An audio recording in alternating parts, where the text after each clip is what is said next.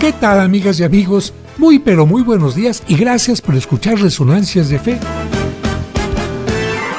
Hoy en la sección Cultura y Fe te platicaremos quién fue y cómo murió San Juan Bautista. En nuestra sección infantil el cuento Aprendiendo en el campo. Don Martín era un hombre de campo. Con trabajo, sudor y sacrificio, preparó la tierra. Sembró buena semilla y construyó canales de riego. Esa narración nos permitirá comprender mejor el Evangelio de hoy. La mies es mucha y los obreros pocos. En el Santoral te diremos quién fue el santo que cuando estuvo en prisión recibió del Papa el nombramiento de cardenal. Además, al final, escucharemos un cuento dedicado a los papás. Todo esto aquí en Resonancias de Fe, con el Padre José de Jesús Aguilar Valdés, la voz amable de la radio.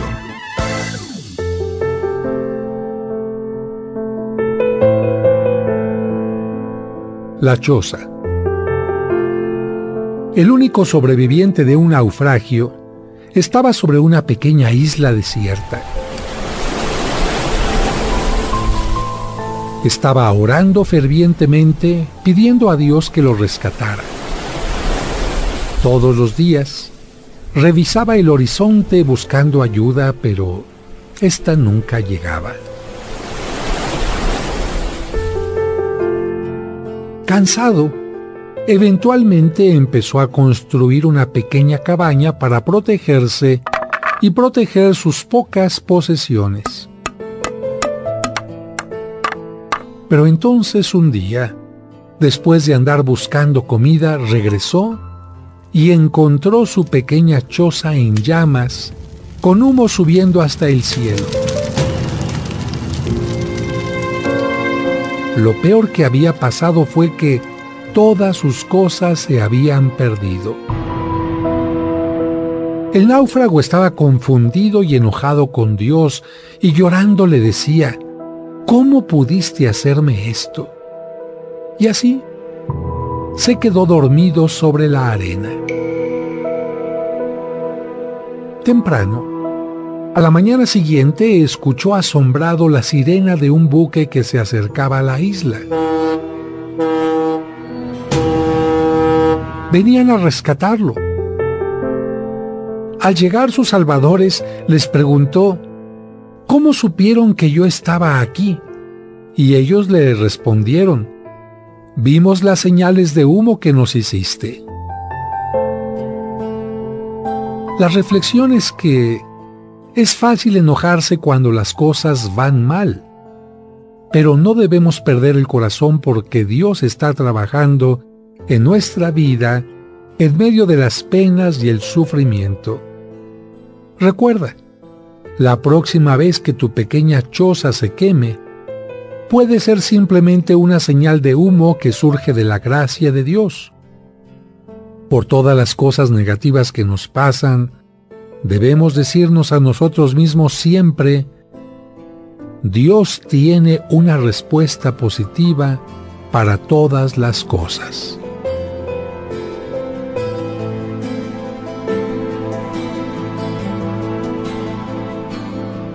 Resonancias de Fe, con el Padre José de Jesús Aguilar Valdés, la voz amable de la radio.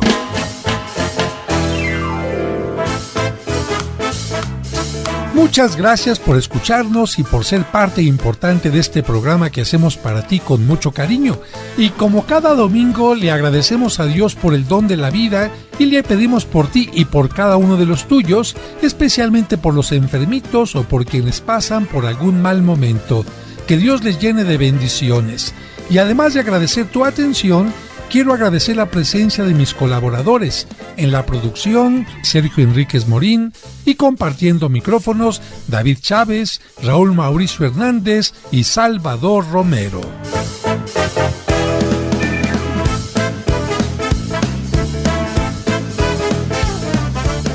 Amigas, amigos, no puedo sino comenzar este programa felicitando a todos los papás en su día. Que Dios les bendiga, este Dios que les ha dado la vocación que les ha dado la posibilidad de ser papás, porque no todos los hombres la tienen. Algunos, como los sacerdotes, tenemos que renunciar a este hermoso don de poder tener hijos, evidentemente por otro don también, que es el de servir dentro del sacerdocio. Pero hay personas que lamentablemente por una cuestión física no pueden ser papás hablando corporalmente, pero quizás pueden ser también papás adoptando a un niño o a una niña. De cualquier manera y de cualquier forma, felicidades a todos los papás que han sido papás con el cuerpo o papás también en la adopción. Y le pedimos a Dios que les bendiga siempre, que les mantenga esta vocación con mucha paciencia, porque se necesita de esta, y también para que el Señor les ayude no únicamente a ser reconocidos como providentes, los que llevan ayuda económica, sino también los que colaboran con la mamá en casa. Que Dios bendiga a todos los papás en todas las profesiones, incluyendo a los traileros, transportistas, a quienes saludamos tanto en México como en Estados Unidos. ¡Felicidades, papá! ¡Felicidades, papá! Vamos a escuchar el cuento. Es momento de escuchar el cuento para entender el Evangelio, escrito por el Padre José. Aprendiendo en el campo. Don Martín era un hombre de campo. Con trabajo, sudor y sacrificio, preparó la tierra. Sembró buena semilla y construyó canales de riego.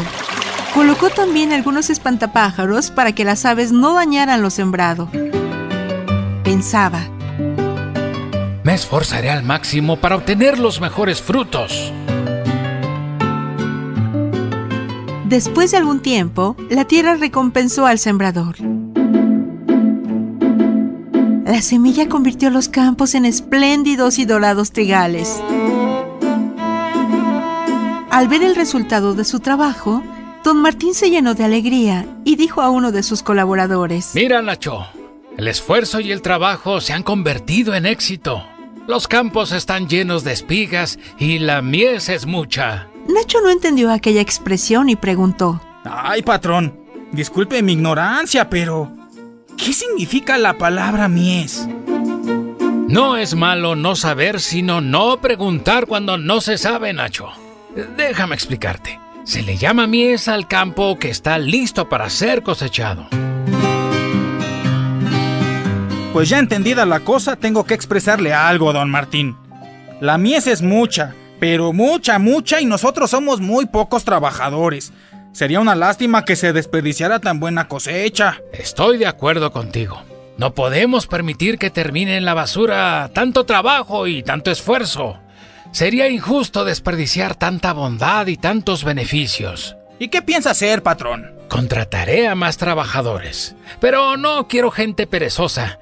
Quiero personas que tengan muchas ganas de trabajar para que no se desperdicie ni un solo grano. Por cierto, don Martín, fíjese que el domingo escuché en la misa que Jesús le dijo a sus discípulos: la mies es mucha y los trabajadores pocos. Rueguen al dueño de la mies que envíe trabajadores a sus campos. ¿Qué quería decir con esas palabras?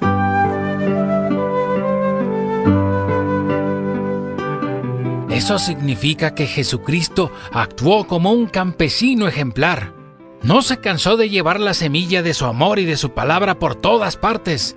No solo sembró con sudor, sino también con sangre, porque no quería que su obra para la salvación de toda la humanidad se desperdiciara. Quería que su predicación y su muerte en la cruz ayudaran a todos a dar el mejor fruto. Así, todos tendrían la oportunidad de entrar en el reino de Dios. Por eso les dijo a sus discípulos que necesitaba colaboradores para dar continuidad a su trabajo. No, pues ya entendí. Así como nosotros nos preocupamos y nos ocupamos para que ninguno de los granos se pierda, también nuestro Señor Jesucristo se preocupa y se ocupa de que ninguno de los hijos de Dios se pierda. Así como todos los granos deben entrar al granero, así también todos los hijos de Dios deben entrar al cielo. Don Martín se alegró de escuchar aquellas palabras y expresó: Jesús dijo a sus apóstoles que necesitaba de ellos y de muchos más. Él sigue sembrando en todo momento con la acción de su Espíritu Santo. Por eso siempre necesita de personas dispuestas a ayudarle. Nacho se emocionó y con voz fuerte hizo un compromiso diciendo: Pues a partir de hoy vamos a hacer un trabajo doble. Invitaremos a personas trabajadoras que nos ayuden a cosechar el trigo en estos campos, pero también trabajaremos en favor de la iglesia comprometiéndonos con ella.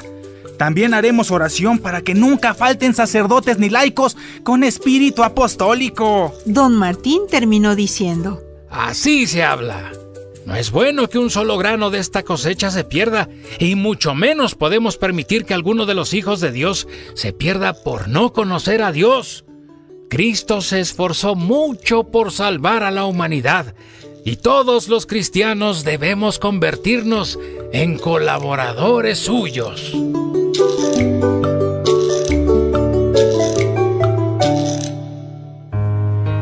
Este es un cuento escrito por el padre José de Jesús Aguilar Valdés, y podrás encontrarlo en el libro Cuentos para entender el Evangelio. Escuchemos ahora en Resonancias el Evangelio de hoy. El Evangelio que se escucha hoy en todas las iglesias del mundo está tomado del capítulo 9 de San Mateo, versículo 36, al capítulo 10, versículo 8, y dice así: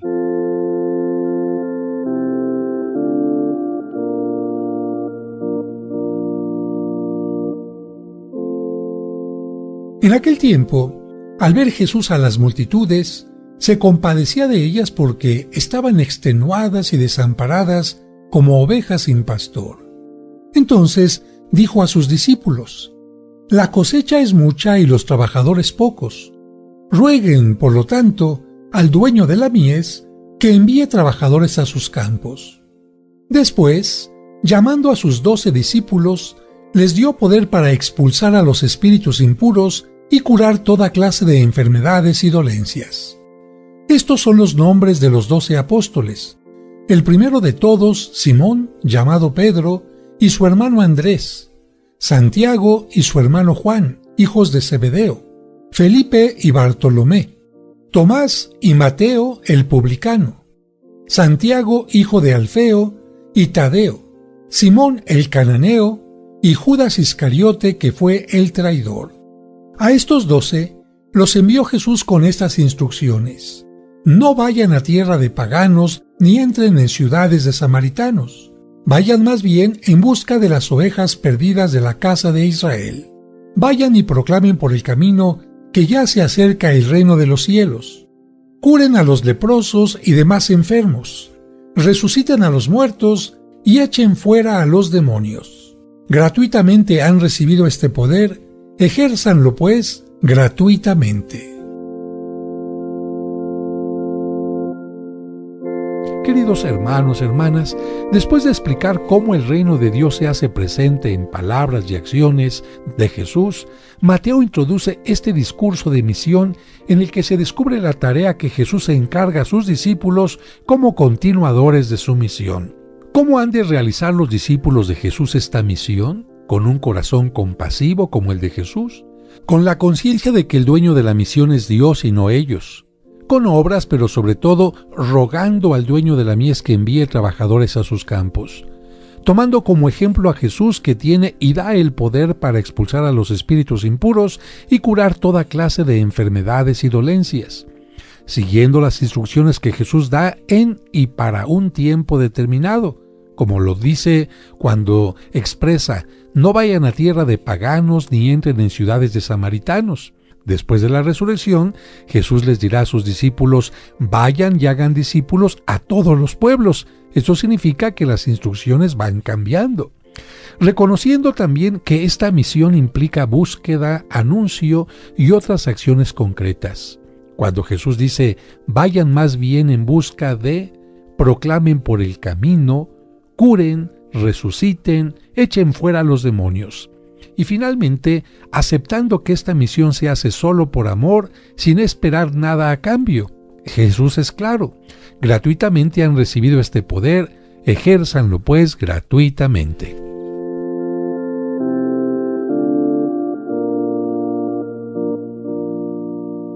¿Listos para escuchar quiénes son los santos de la semana?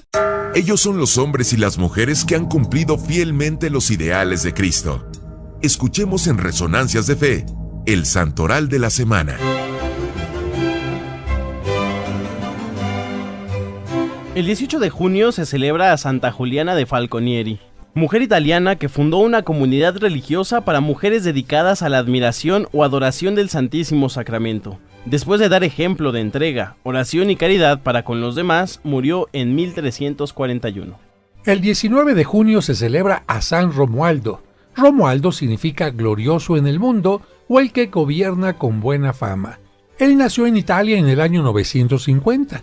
Era hijo de los duques que gobernaban la ciudad de su nacimiento, por lo que su infancia y juventud estuvo llena de lujos, placeres y excesos. Su padre era un hombre muy agresivo. Un día desafió a pelear en un duelo a un enemigo y se llevó a Romualdo como testigo. El joven, por supuesto, vio horrorizado cómo su padre mataba al adversario y durante algún tiempo no se le pudo quitar esta imagen de la cabeza. Para encontrar paz, huyó a la soledad de una montaña donde encontró un monasterio de benedictinos. Se quedó allí 3 años orando por él, por su padre y por el hombre asesinado. Cuando Romualdo pidió que lo hicieran monje, el superior del convento no aceptó porque conocía el carácter y el poder del papá, que seguramente vendría a sacar a su hijo a la fuerza.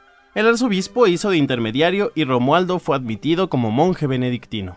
Con su oración y ejemplo, logró convertir a muchas personalidades de su tiempo como el jefe civil y militar de Venecia, el dux de Venecia y a su mismo papá, que se arrepintió y se fue a un convento a pedir perdón por sus malas acciones. Durante 30 años Romualdo fundó en Italia conventos donde las personas pudieran hacer penitencia por sus faltas en total soledad y en silencio completo.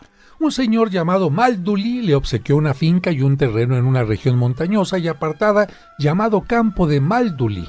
Allí fundó una nueva comunidad que se llamó Camaldulenses, o sea, religiosos del Campo de Malduli. El 20 de junio, bueno, tengo que decirlo, es mi cumpleaños, pero en ese día se celebra a San Silverio y a San Juan Fischer. Y hoy te vamos a hablar de este segundo que, aunque fue cardenal, murió martirizado junto a Santo Tomás Moro, de quien te hablaremos más adelante. Juan Fischer nació en Inglaterra en el año 1469. A los 14 años ya era el más sobresaliente entre sus compañeros estudiantes y a los 20 fue nombrado profesor. Se doctoró en la famosa Universidad de Cambridge y a los 22 años obtuvo la dispensa por falta de edad para ser ordenado sacerdote. Con esto queremos aclarar, amigos que nos escuchan, que la edad mínima para ser sacerdote es de 24 años, por lo que si alguien termina antes sus estudios debe de pedir un permiso especial al Vaticano. Poco después recibió el nombramiento de vicerrector de la universidad. La madre del rey, doña Margarita, impresionada por la sabiduría de Juan Fischer, lo eligió como su director espiritual. Guiada por él, ayudó a instituciones benéficas y a la Universidad de Cambridge. Cuando él empezó a ser director espiritual de la madre del rey, la universidad tenía pocas cátedras o ramas de enseñanza. Luego aumentaron notablemente. La biblioteca de la universidad tenía 300 libros y después se consiguieron millares para el estudio de los universitarios. Juan fue elegido canciller o rector de la universidad, cargo que tuvo hasta su muerte. Cuando tenía 35 años, fue elegido como obispo de Rochester y aunque era obispo y canciller de la universidad, llevaba una vida tan austera como la de un monje. En su mesa tenía una calavera para recordar que también a él le llegaría la muerte y la hora de tener que dar cuentas a Dios de su comportamiento. Juan decía que su deporte favorito era leer. Sus ahorros eran para comprar nuevos libros que, después de leídos, los obsequiaba a la biblioteca de la universidad. Cuando Lutero empezó a difundir los errores de los protestantes, Juan Fischer escribió 4 grandes libros para combatir los errores de los luteranos. Esto lo hizo muy famoso. Pero como dice el dicho, amigos, el demonio mete su cola y echa a perder todo. Ahora nuestro amigo Sergio nos explicará la causa de su muerte. En aquel tiempo era rey de Inglaterra Enrique VIII. Estaba casado y se quiso divorciar para casarse con su concubina Ana Bolena. El primero en oponerse fue el obispo Juan Fischer, declarando que el matrimonio católico es indisoluble y que el divorcio no es posible para un matrimonio católico que no sea nulo. Y como el rey Enrique VIII se quería salir con la suya, desconoció al Papa y se declaró jefe supremo de la Iglesia en Inglaterra. Dijo: yo soy el Papa en esta tierra. Todos los que deseaban conservar sus puestos, por miedo o conveniencia, lo apoyaron. Pero Juan Fisher declaró el error en pleno parlamento diciendo: querer reemplazar al Papa de Roma por el rey de Inglaterra como jefe de nuestra religión es como gritarle un muera a la Iglesia Católica. 2 veces lo llevaron a la cárcel. Otra vez trataron de envenenarlo. Una bala pasó sobre sus hombros mientras leía en su escritorio. Le inventaron toda clase de calumnias y como no lograron que dejara de proclamar sus creencias católicas, lo encerraron entonces en la terrible Torre de Londres. Tenía 66 años, pero los sufrimientos, ayunos y el excesivo trabajo lo hacían aparecer como de 80. Un testigo decía: su cuerpo está tan débil que casi no es capaz de soportar el peso de su vestido, pero su espíritu seguía fuerte e invencible. Las gentes se admiraban de que hubiera podido resistir 10 meses de prisión en la torre. Estando en prisión recibió del Papa el nombramiento de cardenal. El rey exclamó con burla: le mandaron el sombrero de cardenal, pero no podrá ponérselo, porque yo le mandaré cortar la cabeza. Y así fue. El 17 de junio de 1535 leyeron la sentencia de muerte. El rey lo condenaba a muerte por no aceptar el divorcio y por no aceptar que el rey reemplazara al Papa. Unos días después, al amanecer, llegaron los guardias por él. Abrió la Biblia y encontró la frase: la vida eterna consiste en conocerte a ti, Padre Dios, y a tu enviado Jesucristo. Padre, yo te he glorificado en la tierra y he cumplido la tarea que tú, lleno de ánimo y de consuelo, me has confiado. Esta lectura lo llenó de ánimo y de consuelo. Al llegar al sitio donde lo matarían, el venerable anciano se dirigió a la multitud y les dijo a todos: muero por defender a la Iglesia Católica fundada por Jesucristo. Después los verdugos le cortaron la cabeza. Sin lugar a dudas, una situación muy difícil. Es por esto, amigos, que tenemos que pedir a Dios que nos conceda por medio del mártir San Juan Fisher un gran valor por defender y practicar nuestra fe hasta el último momento de nuestra vida. El 21 de junio se celebra a San Luis Gonzaga. Luis en alemán significa luchador glorioso. Nació en Italia en 1568. Siendo hijo del marqués de Gonzaga, aprendió desde niño las artes militares y las buenas costumbres sociales. Él recibió la primera comunión de manos de San Carlos Borromeo, que fue arzobispo de Milán. Hizo un juramento muy especial.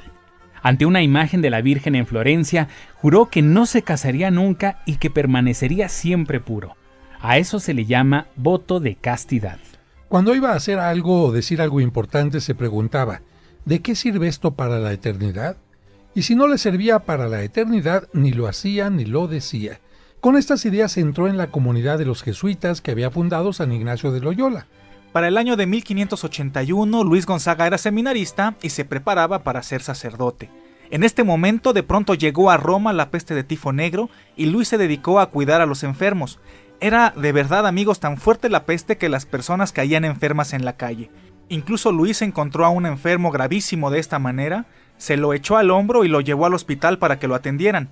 Este gran acto de amor hizo que Luis se contagiara y muriera el 21 de junio de 1591 a la edad de solo 23 años. La oración que la Iglesia le dirige a Dios en la fiesta de este santo dice: Señor, ya que no pudimos imitar a San Luis en la inocencia, que por lo menos lo logremos imitar en la penitencia. Amén. El 22 de junio se celebra a San Paulino de Nola.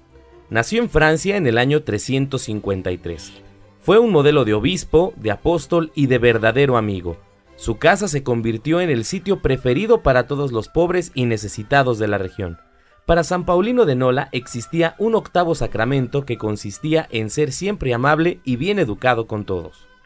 Dicen que a San Paulino fue al que se le ocurrió llamar a las personas a las reuniones con un instrumento de metal que retumbara a lo lejos, y como aquella región se llama Campania, por eso aquel instrumento se llamó campana. El 23 de junio se celebra al sacerdote San José Cafaso, el más grande amigo y benefactor de San Juan Bosco y de muchos seminaristas pobres, uno de los mejores formadores de sacerdotes del siglo XIX.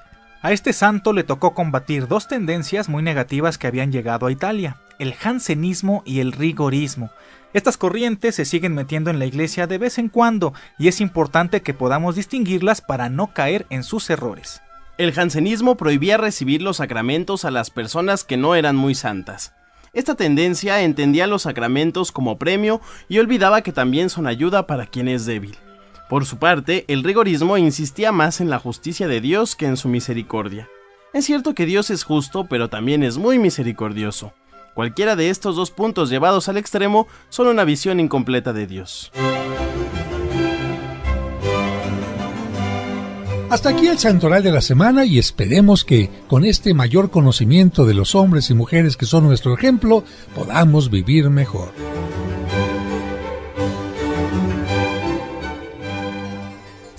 Es momento de aprender más sobre nuestra religión.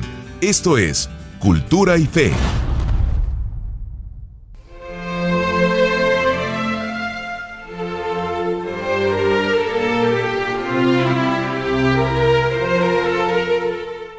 El día 24 se celebra el nacimiento de San Juan Bautista.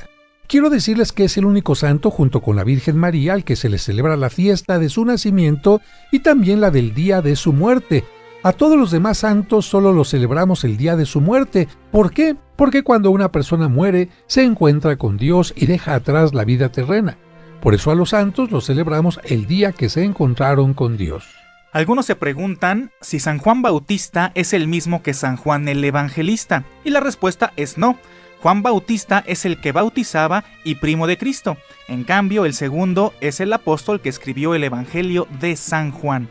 Juan Bautista nació 6 meses antes de Cristo. El Evangelio de San Lucas nos cuenta que Zacarías, su padre, era un sacerdote judío casado con Santa Isabel, pero no tenían hijos porque ella era estéril. En una ocasión en que Zacarías estaba en el templo, se le apareció un ángel y le dijo: «No tengas miedo, Zacarías. Vengo a decirte que verás al Mesías y que tu mujer va a tener un hijo a quien pondrás por nombre Juan. No beberá vino ni cosa que pueda embriagar, y ya desde el vientre de su madre estará lleno del Espíritu Santo». Zacarías le preguntó al ángel: «¿Cómo puedo estar seguro que eso es verdad? Pues mi mujer ya es vieja y yo también». Entonces el ángel le dijo: «Soy el arcángel Gabriel que asisto al trono de Dios. Él me ha enviado para darte este mensaje, pero por no haber creído en mis palabras, quedarás mudo y no volverás a hablar hasta que todo esto se cumpla».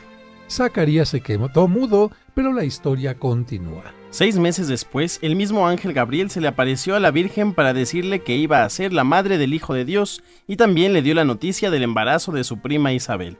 María, llena de gozo, fue a ponerse a disposición de su prima para ayudarle en aquellos momentos. Cuando entró en su casa, la saludó. En ese momento, Juan, que aún estaba en el vientre de su madre, saltó de alegría porque recibió la gracia del Espíritu Santo, por la presencia del Hijo de Dios que estaba en el vientre de la Virgen María. También Isabel, llena del Espíritu Santo, exclamó: «Bendita tú eres entre todas las mujeres, y bendito es el fruto de tu vientre. ¿Cómo es posible que la madre de mi Señor venga a verme? En el momento en que llegó tu saludo a mis oídos, la criatura que hay en mi vientre saltó de júbilo. Dichosa tú que has creído, porque se cumplirán todas las cosas que te han dicho de parte del Señor». La Virgen permaneció en casa de su prima aproximadamente 3 meses hasta que nació San Juan. Cuando nació Juan, su padre Zacarías recuperó el habla. Con este milagro, todos los de la región supieron que ese niño tenía una misión especial de Dios. El Evangelio no menciona nada de su infancia, solo menciona que cuando llegó a la edad adulta, vivió en el desierto haciendo penitencia y oración. Se vestía con una piel de camello y comía lo que estaba a su alcance: frutas silvestres, raíces y principalmente langostas y miel silvestre. Cuando Juan tenía más o menos 30 años, se fue a la ribera del Jordán, conducido por el Espíritu Santo, para predicar un bautismo de penitencia. Ni siquiera se imaginaba que su propio primo Jesús era el Mesías, pero el Espíritu Santo le dijo que lo vería en el río Jordán y le dio una señal para que lo reconociera. Aquel sobre quien se pose el Espíritu Santo en forma de paloma, ese es. Cuando llegó al Jordán se puso a predicar, invitando a la gente a la conversión, o sea, a que cambiaran de vida y a que hicieran penitencia. Y también les decía: «Yo los bautizo con agua para invitarlos a la penitencia, pero el que vendrá después de mí es más poderoso que yo, y yo no soy digno ni siquiera de desatar la correa de sus sandalias. Él es el que los bautizará en el Espíritu Santo». Algunos judíos pensaron que Juan era el Cristo que tenía que venir y enviaron a unos sacerdotes a preguntarle: «¿Tú quién eres?». Él confesó claramente: «Yo no soy el Cristo». Los judíos le preguntaron: «Entonces, ¿por qué bautizas?». Juan les respondió: «Yo bautizo con agua, pero en medio de ustedes está uno a quien no conocen. Él es el que ha de venir después de mí». Poco después llegó Jesús al Jordán para ser bautizado por Juan, pero él se resistía a hacerlo diciendo: «Yo soy el que debo ser bautizado por ti», a lo que Jesús respondió diciendo: Hazlo ahora, porque es necesario que se cumpla todo lo ordenado por Dios. Después del bautismo de Jesús, se abrieron los cielos y se vio al Espíritu de Dios descender sobre él en forma de paloma. Y en aquel momento se oyó una voz del cielo que decía: Este es mi Hijo muy amado, en quien tengo todas mis complacencias. Al día siguiente, Juan vio a Jesús que venía a su encuentro, y al verlo, dijo a los que estaban con él: Este es el Cordero de Dios que quita el pecado del mundo. Este es aquel de quien yo les dije: Detrás de mí vendrá un varón que se ha puesto delante de mí, porque existía antes que yo. Desde entonces Juan dejó de bautizar e invitó a sus discípulos a que se hicieran discípulos de Jesús, pero siguió predicando el arrepentimiento y la penitencia incluso al rey, que vivía en una situación muy especial. Y es que el rey Herodes se había casado con Herodías, la esposa de su propio hermano Filipo. Juan fue con él, con el rey, y le recriminó diciendo: No te es lícito tener por mujer a la esposa de tu hermano. Y le echaba así, amigos, en cara lo que había hecho. Herodes, instigado por la adúltera Herodías, mandó traerlo preso. Al principio tuvo la intención de matarlo, pero no se atrevió porque todos consideraban a Juan un hombre justo. En el fondo, Herodes le tenía respeto, pero la que deseaba matarlo a como diera lugar era Herodías, porque temía que a Herodes le remordiera la conciencia y se separara de ella siguiendo el consejo de Juan. Cuando Juan estaba en la cárcel, se enteró que algunos de sus discípulos tenían dudas sobre quién era el Mesías. Entonces los envió con Jesús para que vieran sus obras y aumentara su fe. Jesús les dijo: Vayan y cuenten a Juan las cosas que han visto y oído. Los ciegos ven, los cojos andan, los sordos oyen, los muertos resucitan, y a los pobres se les anuncia el Evangelio. Juan se alegró en la cárcel porque se estaban cumpliendo las profecías y el Hijo de Dios estaba en el mundo. Sus palabras y sus milagros eran la mejor prueba. Pero ahora le tocaba a Juan dar testimonio con su propia vida, con su martirio. ¿Y cómo llegó ese momento? Pues miren, en una fiesta se planeó la muerte de Juan el Bautista. Llegó el cumpleaños de Herodes y él celebró un gran banquete invitando a muchos personajes importantes. Durante la fiesta, la hija de Herodías bailó en presencia de todos. Su baile le gustó mucho a todos los invitados y principalmente a Herodes. Entonces, el rey juró a la muchacha, que por cierto no se llamaba Salomé, ese nombre se lo pusieron después en otras historias. El rey le dijo: Pídeme lo que quieras y te lo daré, aunque sea la mitad de mi reino. Ella salió del salón y le preguntó a su madre: ¿Qué le pediré? La adúltera vio la oportunidad de conseguir que el rey hiciera lo que tanto ansiaba y le contestó: Pídele la cabeza de Juan el Bautista. La muchacha entró de nuevo y le dijo al rey: Quiero que me des ahora mismo en una bandeja la cabeza de Juan el Bautista. El rey se dio cuenta de su error y se puso triste porque la verdad él no quería matar al Bautista, pero a causa del juramento que había hecho ante todos, pues llamó a su guardia, ordenó que fueran a la cárcel, decapitaran a Juan y le entregaran a la muchacha la cabeza. Y así, Juan el Bautista fue el primer mártir que murió en defensa de la indisolubilidad del matrimonio y en contra del divorcio.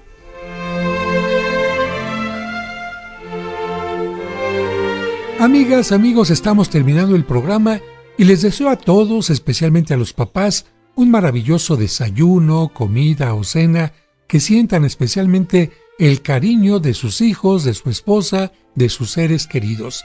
Felicidades, papás y abuelitos, y los dejo con este cuento que se llama Parecía una sombra. San Pablo dice en la Sagrada Escritura que cuando el hombre es niño, piensa como niño y ve las cosas como niño. Con el paso del tiempo, la mirada del hombre se hace más profunda y descubre maravillas que antes no veía. Fue necesario el paso de los años para que Francisco descubriera el valor de lo que antes solo le parecía una sombra: su papá. De niño sintió cercana y brillante la figura materna. Ella estaba en casa todo el día. Esa presencia hizo que la sintiera disponible en todo momento. Era la respuesta inmediata a los pequeños accidentes que tenía o a las cosas que lo hacían llorar. Su madre parecía ser la fuente del alimento, compañía y consuelo. Totalmente distinta era la imagen que tenía del padre.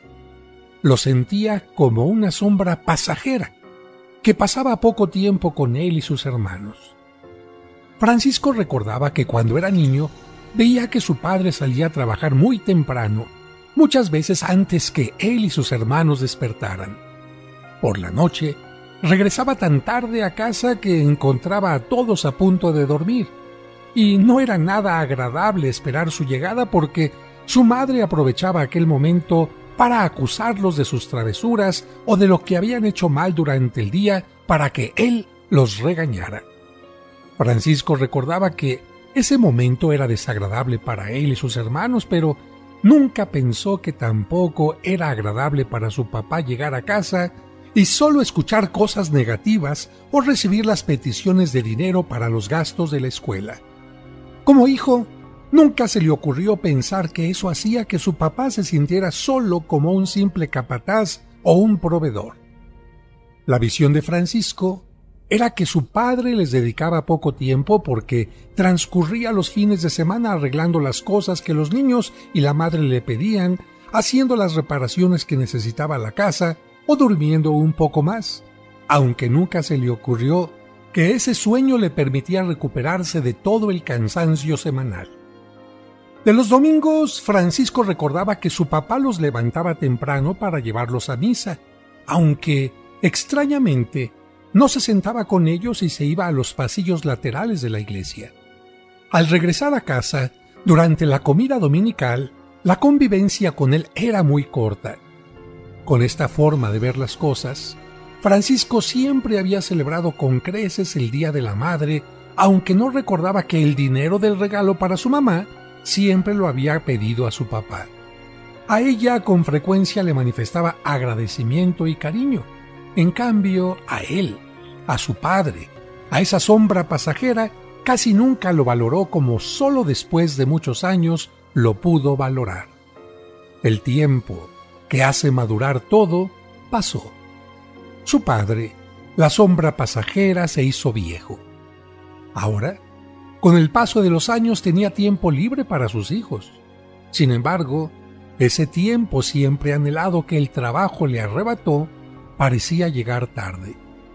Su jubilación le permitía estar más tiempo en casa, pero sus hijos ya habían salido de ella para formar una nueva familia. Él deseaba jugar con sus pequeños, que ahora eran muy grandes para querer jugar con él. Quería correr y saltar, pero los años habían transformado su cuerpo haciéndolo frágil y muy pesado. Todos sus hijos tenían ya una carrera y un buen salario. Ya no necesitaban que los mantuviera. No necesitaban de su dinero y parecía que tampoco necesitaban de él. Y es que cuando los hijos sienten que un padre da solo apoyo económico, en el momento en que ya no necesitan lo económico, piensan que ya no necesitan a su padre. Así también pensaba Francisco hasta que, una tarde, su forma de pensar cambiaría para siempre. Mientras se encontraba sentado cerca de su madre y jugando con su nuevo bebé, descubrió que su padre a lo lejos los observaba con un aire de cierta nostalgia. Su madre también se dio cuenta y le comentó: «Seguramente está recordando cuando jugaba así contigo». Con asombro, Francisco se acercó a ella y le preguntó: «¿Qué dices? ¿Que mi padre jugaba así conmigo? ¿Cuándo?». Su madre le contestó también con cierta nostalgia: «En muchas ocasiones, cuando tú y tus hermanos eran tan pequeños como los gastos de la casa. Después tuvo que sacrificarse mucho para darles todo y sacar a la familia adelante. En ese tiempo yo pensé en buscar trabajo para ayudar en lo económico, pero él me pidió que permaneciera en casa para que pudiera estar siempre cerca de ustedes». Ante esa respuesta, Francisco se sintió confundido y quiso aprovechar la ocasión para salir de sus dudas, e incluso reclamar a su padre tanto tiempo de supuesta ausencia. Dejó a su bebé en los brazos de su esposa y le pidió a sus padres que se sentaran junto a él. Después de conversar con ellos, descubrió que él y sus hermanos habían juzgado a su padre equivocadamente. No era cierto que él no los quisiera. Les quería tanto que se había esmerado en trabajar al máximo para que nunca les faltara nada. No era cierto que solo le interesara dormir el fin de semana. La verdad es que Por tantas horas extras trabajadas, el sueño lo dominaba, y aunque tenía cerrados los ojos, sus hijos siempre estaban presentes en sus sueños. Quizás Francisco no había sentido el cariño de su padre por las mañanas mientras dormía, pero él jamás había salido a trabajar sin darles antes un beso de despedida. Beso tierno y cuidadoso con el que intentaba no despertarlos. No era cierto que siempre fuera serio y regañón. Era alegre y cariñoso, pero su esposa, como madre, le exigía seriedad para que los niños aprendieran a ser disciplinados y respetuosos. No era cierto que no quisiera sentarse con la familia durante la misa. Lo cierto es que aprovechaba ese momento para acercarse al sacerdote y confesar con humildad sus errores como padre y esposo. No era cierto que en la comida dominical dedicara poco tiempo a sus hijos. Él deseaba convivir más tiempo con su familia alrededor de la mesa, pero los hijos, pequeños y después adolescentes, siempre tenían urgencia para levantarse. Primero, como niños inquietos, preferían salir a jugar con sus amigos y vecinos. Después, como adolescentes, valoraban más a su propia música, las llamadas o mensajes telefónicos o a su nueva pareja. Y luego, como adultos, tenían más interés en sus cosas y compromisos personales. No era cierto que aquel padre no se preocupara por lo que hacían sus hijos durante la infancia. Se interesaba tanto que, aunque por la noche deseaba platicar con ellos, prefería mandarlos a dormir para que estuvieran más descansados al día siguiente y pudieran dar mejores frutos en la escuela. Y, sin que ellos lo supieran, mientras ellos descansaban, él se quedaba platicando con su esposa hasta enterarse de todos los logros y problemas de sus chiquillos. No era cierto que no sintiera cariño por ellos. La verdad es que no sabía expresarlo porque, cuando él fue niño, le dijeron que solamente las mujeres manifestaban ternura. Por eso, su padre aprendió a mostrar su cariño en forma seca o ruda. Después de aquella charla con sus viejos, Francisco descubrió la verdad. Supo que fue su padre quien puso el pastel de cada cumpleaños en la mesa y los juguetes de cada Navidad junto a sus zapatos. No era cierto que su madre hubiera sido solo y siempre el centro del hogar mientras su papá no participaba. Lo cierto es que él se había preocupado tanto de sus hijos y de su esposa que ella podía realizar su misión gracias a la forma en que él la alentaba y porque ella podía confiar siempre en el jefe de familia. Sí, la madre de Francisco se sentía fuerte por la fortaleza de su esposo. Se sentía comprendida y deseosa de empezar un nuevo día gracias a la comprensión y apoyo que él le daba. Se sentía menos presionada porque su esposo tomaba las decisiones más difíciles y, sobre todo, ella podía llenar de amor a todos sus hijos porque el padre de familia la llenaba de un amor inmenso.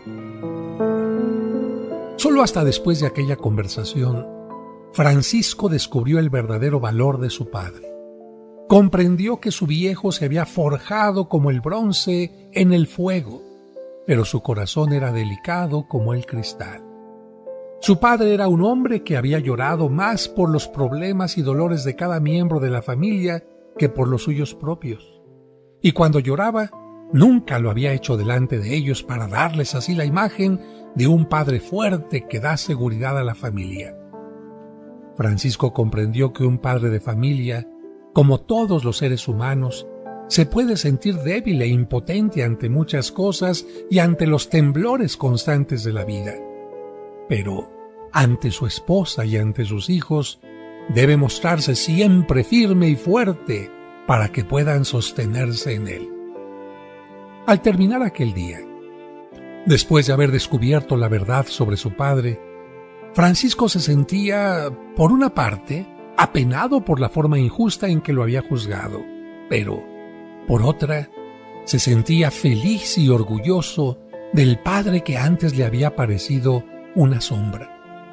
Entonces, lleno de agradecimiento, lo abrazó y le dijo con todo su corazón: «Gracias, papá». Y ya por la noche, antes de dormir, rezó: «Gracias, Señor, por darme el papá que me diste y por enseñarme hoy todo el valor que Él tiene. Llénalo de tus bendiciones y recompensa con creces lo que sus hijos jamás podremos pagarle. Amén.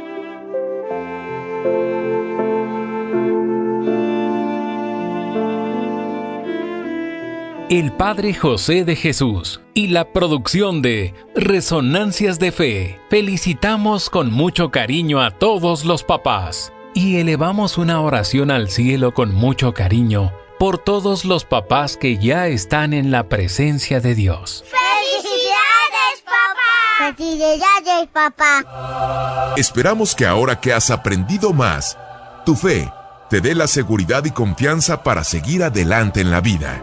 Y te invitamos a que la próxima semana acompañes al Padre José de Jesús en Resonancias de Fe.